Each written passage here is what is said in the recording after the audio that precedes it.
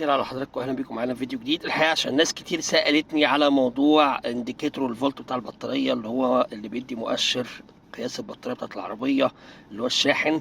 وانا بما ان الشاحن اللي عندي كان قديم، او الانديكيتور اللي عندي كان قديم، فانا قلت اغيره بانديكيتور جديد. جبت الانديكيتور ده بعد سيرش على ايه افضل الحاجات اللي موجوده، فقلت اشير معاكم الفيديو الجميل ده من على امازون. انت هتكتب مؤشر قياس البطارية او انديكيتور تشارجر فولت، هيطلع لك نتائج كتير سواء في امازون او في جوميا.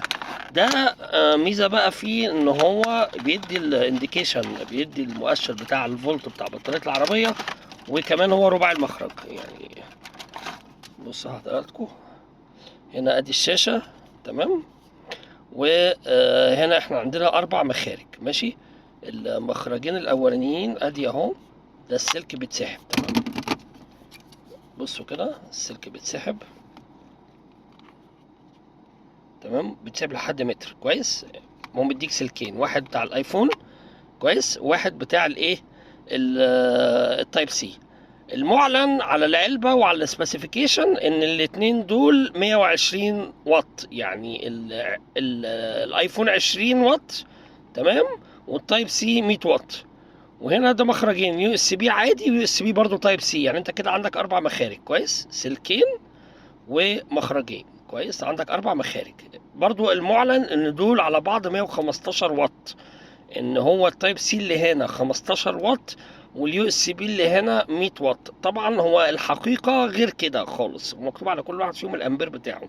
هو الشاحن ده مش بطيء، مش زي بقيه الشواحن التانية او الانديكيتورز التانية القديمه او الانديكيتورز اللي كان عندي بطيء، لا، هو سرعته من متوسطه لمرتفعه قليلا.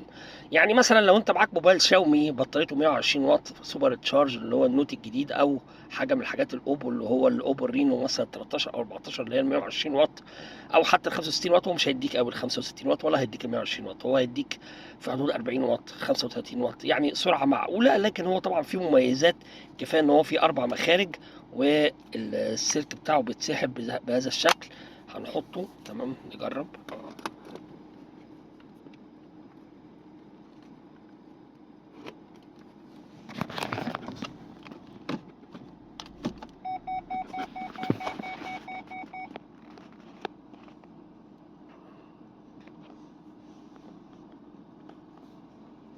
تمام، ادي ايه السلك بتاعنا، كويس،